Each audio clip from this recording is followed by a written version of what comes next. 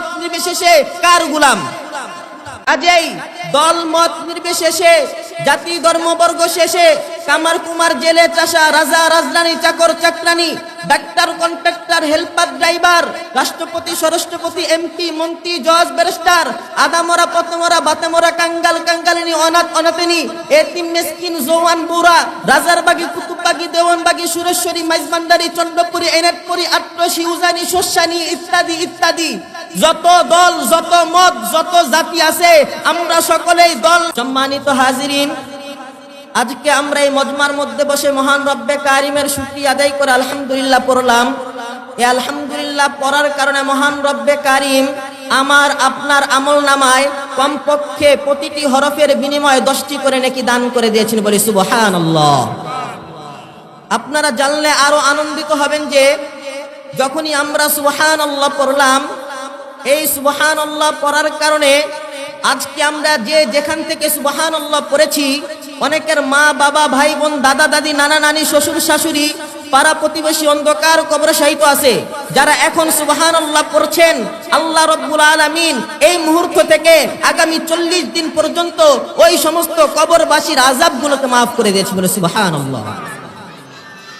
কাজেই যেই মহান রব্বে কারিম আমাকে আপনাকে দুনিয়ার জমিনে মুসলিম হিসেবে সৃষ্টি করলেন, নবী মুহাম্মদুর রাসূলুল্লাহ সাল্লাল্লাহু আলাইহি ওয়াসাল্লামের মতো একজন শ্রেষ্ঠ নবী দান করলেন, দুনিয়ার মধ্যে হাজারো নিয়ামত দ্বারা সুসজ্জিত করলেন, ওই মহান রব্বে কারিমকে চেনার জানার বোঝার দরকার আছে কি নাই? আরো জোরে বলি। কাজেই দল মত নির্বিশেষে, জাতি ধর্ম বর্গ শেষে, কামার কুমার জেলে চাষা, রাজা রাজরানী, চাকর চাকরানী, ডাক্তার কন্ট্রাক্টর, হেল্পার ড্রাইভার, রাষ্ট্রপতি স্বরাষ্ট্রপতি, এমপি মন্ত্রী জজ ব্যারিস্টার, আদামরা পতমরা বাতেমরা, কাঙ্গাল কাঙ্গালিনী, অনাথ অনাথিনী, এতিম মিসকিন, জওয়ান বুড়া, রাজারবাগী কুতুববাগী, দেওয়ানবাগী, সুরেশ্বরী, মাইজভান্ডারী, চন্দ্রপুরী, এনাটপুরী, আট্রসী, উজানি, শস্যানি ইত্যাদি ইত্যাদি যত দল, যত মত, যত জাতি আছে, আমরা সকলেই দল মত নির্বিশেষে কার গোলাম? আরো জোরে বলি, কার গোলাম? আরেকটা ডাক দিয়ে বলি, কার গোলাম? হে মুসলমান, ঈমান আনছি আল্লাহর উপর, ভয় করব একমাত্র আল্লাহকে। আল্লাহ ছাড়া পৃথিবীর মধ্যে অন্য কাউকে ভয় করার দরকার আছে? তাহলে চিৎকার দিয়ে বলেন, আমরা সবাই কার গোলাম? আজকে আমরা মুসলমান নিজেদের ঐতিহ্য ভুলে গেছি, আমরা মুসলমান নিশ্চুপ হয়ে গেছি।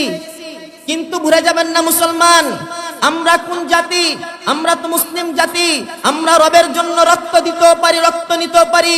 আমরা কাদের উত্তরসূরি আজকে ভুলে গেছি? আমরা তো আমির হামজা রাদিয়াল্লাহু তাআলা আনহুর উত্তরসূরি। যে আমির হামজা রাদিয়াল্লাহু তাআলা আনহু ইসলাম গ্রহণ করার কারণে, এক দিনের পথে আসার কারণে, নবী মুহাম্মদুর রাসূলুল্লাহ সাল্লাল্লাহু আলাইহি ওয়াসাল্লামের দিনকে কবুল করার কারণে কাফের মুশরিকরা তার কলিজাকে টুকরো টুকরো করে দিয়েছেন। তারপরে তিনি ইসলাম থেকে সরে যাননি, রবের পথ থেকে সরে যাননি, এক আল্লাহর পথ থেকে সরে যাননি।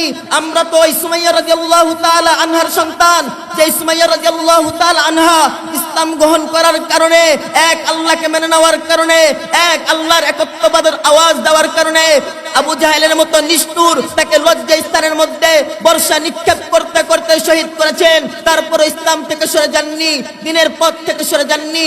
আমরা তো এই বেলাল রাদিয়াল্লাহু তাআলা আনহুর সৈনিক, যে বেলাল রাদিয়াল্লাহু তাআলা আনহুকে এক আল্লাহর একত্ববাদের আওয়াজ দেওয়ার কারণে, এক আল্লাহর দিনকে মেনে নেওয়ার কারণে কাফের মুশরিকরা তাকে গরম বালির মধ্যে টেনে হিঁচড়ে নিয়ে গিয়েছে, বুকের মধ্যে পাথর চাপা দিয়েছে, তাকে জিহ্বা টান দিয়েছে, এমন ভাবে নানা প্রকার জুলুম অত্যাচার করেছে। এত কিছু করার পরও তারা ইসলাম থেকে সরে যাননি, আল্লাহর একত্ববাদের আওয়াজ বন্ধ করেননি। আর আজকে আমরা মুসলমান নিশ্চুপ হয়ে গেছি, আমরা আল্লাহর একত্ববাদের আওয়াজ দিতে ভয় করছি। হে মুসলমান, আমি আপনাদেরকে বলতে চাই, যতদিন বেঁচে থাকবো ততদিন রবের একত্ববাদের আওয়াজ উচ্চ স্বরে দিব। আর এই উচ্চ স্বরে যদি রবের একত্ববাদের আওয়াজ দিতে যাইয়া জীবন দিতে হয়, প্রয়োজনে আমরা শহীদ আবু সাইদের মতো বুকের মধ্যে বুলেট লালন করতে রাজি, কিন্তু কোন বেঈমানের সামনে মাথা নত করতে রাজি নয়।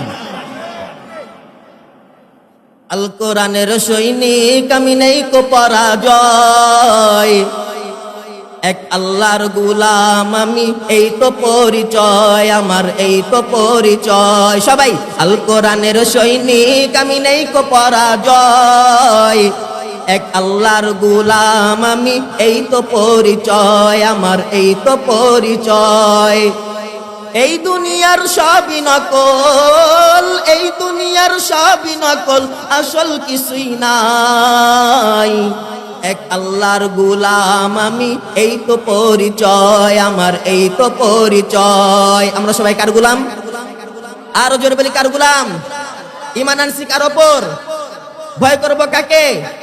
মুসলমান আল্লাহ ছাড়া পৃথিবীর কাউকে ভয় করতে পারে? আল্লাহ পাক কোরআনুল কারীমের মধ্যে বলেন, হাবিব আপনি আপনার উম্মতদেরকে জানায় দেন তারা যেন দুনিয়ার মধ্যে দুইটা কাজ শক্ত করে করে। আল্লাহর নবী কয়, আল্লাহ এই দুইটা কাজ কি? আল্লাহ রাব্বুল আলামিন বলেন, ইন্নামাল মুমিনুনাল্লাযীনা আমানু বিল্লাহি ওয়া রাসূলিহি সুম্মা লাম ইয়ারতাবু ওয়া জাহাদু বিআমওয়ালিহিম ওয়া আনফুসিহিম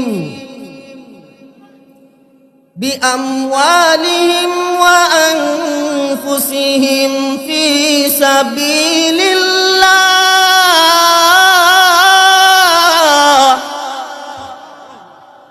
আল্লাহ পাক কয়, হাবিব আপনি আপনার উম্মতদেরকে জানায় দেন তারা যেন দুনিয়ার মধ্যে আমি আল্লাহ এবং আপনার রাসূলের উপর ঈমান আনে। আর ঈমানটা আনবে কেমন ভাবে? নিঃসন্দেহে, নিঃসংশয়, নির্ভেজাল এমন ভাবে ঈমান আনার পর তারা আরেকটা কাজ করবে। কি কাজ? তারা যেন জিহাদ করে আমি আল্লাহর রাস্তায় জান এবং মাল দ্বারা। আল্লাহ নবীকে, আল্লাহ যদি আমার এই উম্মতেরা এই দুইটা কাজ শক্ত করে করে তাহলে তাদের জন্য কোনো পুরস্কার আছে? আল্লাহ পাক কয়, হ্যাঁ। আল্লাহ পাক উলাইকা হুমুস সাদিকুন।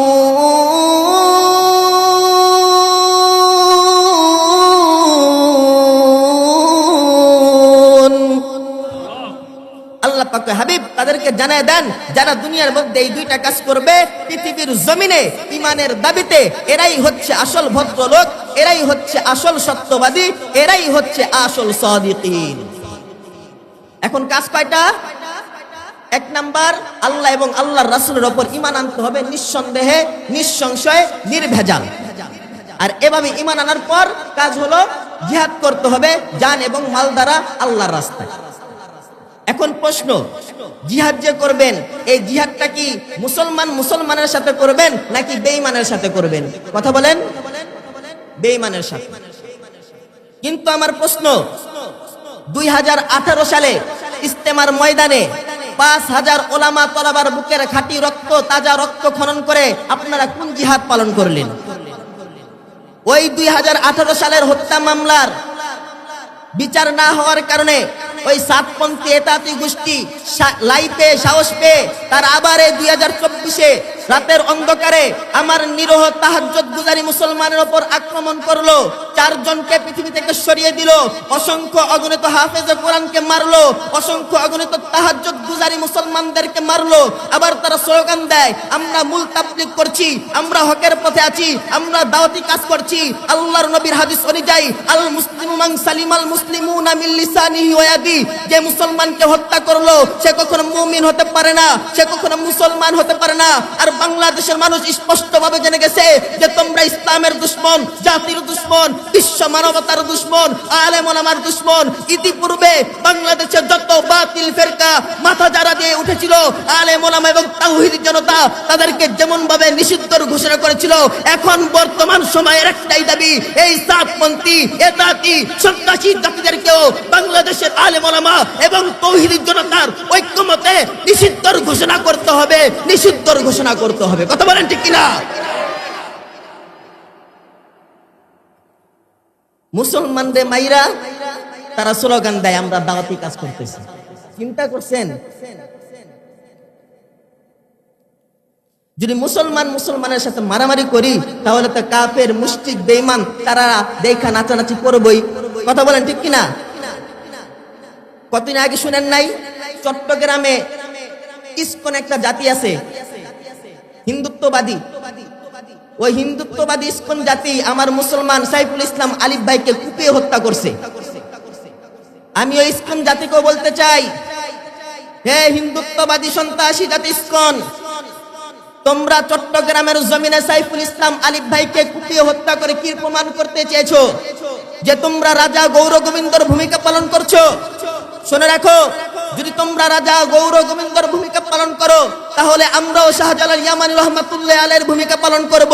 রাজা গৌর গোবিন্দ যখন সিলেটের জমিনে অন্যায় অত্যাচারের কোনো সীমা রাখে নাই, তখন শাহজালাল ইয়ামানী রহমাতুল্লাহ আলাইহি যেমন ভাবে আল্লাহু আকবারের ধ্বনি দিয়েছিল, আর এই আল্লাহু আকবারের ধ্বনিতে রাজা গৌর গোবিন্দ যেমন ভাবে সিলেটের জমিন ছেড়ে পালাতে বাধ্য হয়েছিল, তেমনি ভাবে যদি আমরা 95% মুসলমান, দেশের মুসলমান এক হতে পারি, কাঁধে কাঁধ মিলাইতে পারি, নারায়ে তাকবীর আল্লাহু আকবারের ধ্বনি দেই, তাহলে তোমাদের মতো সন্ত্রাসী ইসকন উগ্রতাবাদী হিন্দুত্ববাদী শুধু চট্টগ্রামের জমিন আর বাংলাদেশের জমিন নয়, বরং পৃথিবীর কোন রাষ্ট্রে পালানোর জায়গা পাবে না, পালানোর জায়গা পাবে না।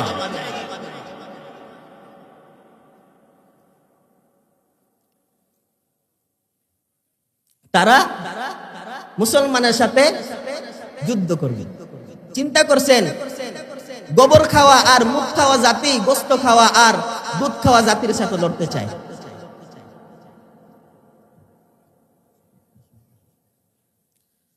কাজেই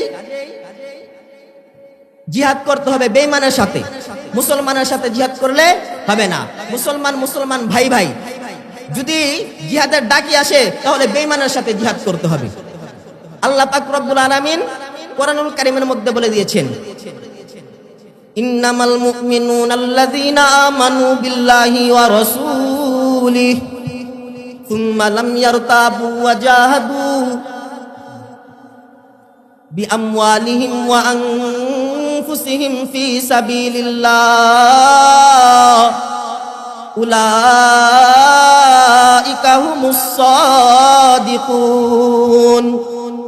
আল্লাহ রাব্বুল আলামিন কোরআনুল কারীমের মধ্যে জানায়া দেন, নবী আমার, আপনি আপনার উম্মতদেরকে জানায়া দেন তারা যেন আমি আল্লাহ এবং আপনি রাসূলের উপর ঈমান আনে। ঈমানটা আনবে কেমন ভাবে? নিঃসন্দেহে ঈমান আনবে, কোনো ভেজাল থাকবে না, কোনো সন্দেহ থাকবে না, ওই ঈমানের মধ্যে কোনো সংশয় থাকবে না। এমন ভাবে ঈমান আনার পর তারা যেন জিহাদ করে। কোথায় জিহাদ করবে? জান এবং মাল দ্বারা। কোন জায়গায়? আমি আল্লাহর রাস্তায়। আল্লাহর নবী বলেন, মালিক যদি তারা এমন ভাবে কাজটা করে, তাহলে হবে কি? আল্লাহ রাব্বুল আলামিন জানায় দেয়, দুনিয়ার জমিনে ঈমানের দাবিতে এরাই হচ্ছে আসল সত্যবাদী, এরাই হচ্ছে আসল ভদ্রলোক, এরাই হচ্ছে আসল সাদিকিন। চিৎকার দিয়ে বলে সুবহানাল্লাহ, আরো জোরে বলি সুবহানাল্লাহ। কিন্তু আজকে দুঃখের বিষয়, আমার আপনার বয়স 30 বছর 40 বছর হয়ে গেল, কিন্তু আমরা সত্যবাদী হইতে পারলাম না, আমরা আল্লাহওয়ালা হইতে পারলাম না, আমরা সাদিকিন হইতে পারলাম না। কিন্তু হাদিস খুলে দেখেন, সুমাইয়া রাদিয়াল্লাহু তাআলা আনহা একজন মহিলা মানুষ রে বাবা, কিন্তু তার ঈমানটা কত দামি, তার ঈমানটা কত মজবুত ছিল। যখন তিনি ইসলাম গ্রহণ করলো, ইসলাম গ্রহণের কথা যখন মক্কার অলিগলির মধ্যে ছড়াইয়া যায়, সমস্ত মক্কার মানুষ জেনে গেছে সুমাইয়া মুসলমান হয়ে গেছে। মক্কার কাফেররা রেডি হয়ে গেছে সুমাইয়ার উপর আক্রমণ করার কারণে। এবার যখন আবু জাহেল জেনে গেল সুমাইয়া মুসলমান হয়ে গেছে, ডাক দিয়া কয়, রে সুমাইয়া, শুনতে পেলাম তুই নাকি মুহাম্মদের ধর্ম গ্রহণ করেছিস। সুমাইয়া ডাক দিয়া কয়, যা শুনেছো সত্য শুনেছো, তার মধ্যে কোনো সন্দেহ নাই। আমি আল্লাহর উপর ঈমান আনছি, নবীর উপর ঈমান আনছি, এমন ভাবে ঈমান আনছি, কোনো সন্দেহ করি নাই, কোনো সংশয় রাখি নাই, কোনো দুশ্চিন্তা করি নাই, আমি নিঃসন্দেহে ঈমান আনছি। এবার আবু জাহেল ডাক দিয়া কয়, তোর কত বড় স্পর্ধা, আমার সামনে মক্কার জমিনে তুই ইসলাম গ্রহণের সুসংবাদ দিতেছিস, এখনই তোকে মজা বুঝাবো, এখনই তোর ঈমান আনার স্বাদ বুঝাবো। সুমাইয়া ডাক দিয়া কয়, যত মজা বুঝাও, যে ঈমান একবার আনছি ওই ঈমান আর ছাড়বো না। চিৎকার দিয়ে বলে সুবহানাল্লাহ।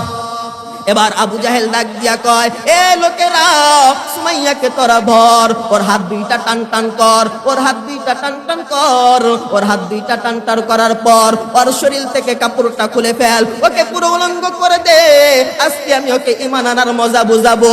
সুমাইয়া আসমানের দিকে তাকাইয়া কয়, মালিক, দুনিয়ার কারো পরিমাণ আনি নাই, তোমারও পরিমাণ আনছি। আজকে তোমারও পরিমাণ আনার কারণে এই নিষ্ঠুর আবু জাহেল দুনিয়ার লোকের সামনে আমাকে বিভস্ত করতেছে, দুনিয়ার লোকের সামনে আমাকে উলঙ্গ করতেছে। মালিক, দুনিয়ার ইজ্জত চাই না, আখিরাতের ইজ্জত চাই। একটা চিৎকার দিয়ে বলি আল্লাহু আকবার। এবার আবু জাহেল ডাক দিয়া কয়, ঈমান আনবি না ছাড়বি? কয়, না, ঈমান ছাড়বো না। আবু জাহেল ডাক দিয়া কয়, আমার হাতের মধ্যে একটা বল্লম দাও, আজকে ওর ঈমান আনার মজা বুঝাবো। বল্লমটা হাতে লইয়া আবু জাহেল যখন সুমাইয়া রাদিয়াল্লাহু তাআলা আনহার তলপেট বরাবর আঘাত করতেছে, আঘাত করতে করতে লজ্জাস্থান পর্যন্ত আঘাত করছে, হঠাৎ করে সুমাইয়া মাটির মধ্যে পড়ে গেছে। মাটির মধ্যে পইরা কাঁদতেছে, কাঁদতে কাঁদতে হঠাৎ করে হাসি দিয়ে ফেলছে। আবু জাহেল ডাক দিয়া কয়, সুমাইয়াকে আর মারা দরকার নাই। কয়, কেন মারা দরকার নাই? কয়, সুমাইয়া পাগল হয়ে গেছে। কয়, কেমনে পাগল হইছে? কয়, দুনিয়ার সমস্ত মানুষ মারা যাওয়ার আগে কান্না করে, কিন্তু দেখো না সুমাইয়া হাসতেছে। সুমাইয়া ডাক দিয়া কয়, রে আবু জাহেল, আমি পাগল হই নাই, আমি পাগল হই নাই, আমি তো হাসতেছি। কয়, হাসতেছো কেন? কয়, যখন তুমি আমাকে অত্যাচার করতেছো, তুমি আমাকে আঘাত করতেছো, আমি আসমানের দিকে তাকাইয়া দেখি আমার মাওলা আসমানের দরজাটা খুলিয়া দিছে। আসমানের দরজাটা খুলিয়া দেওয়ার পর আমি ওই আসমানের দরজার দিকে তাকাইয়া জান্নাতের হুরপরিদের মেলামেশা দেখতাছি, তাদের আনন্দ দেখতাছি। ওই তাদের আনন্দ দেখিয়া আমি সুমাইয়া হাসতেছি। আল্লাহু আকবার। उल्फत में बराबर के वफा हो के जफा हो,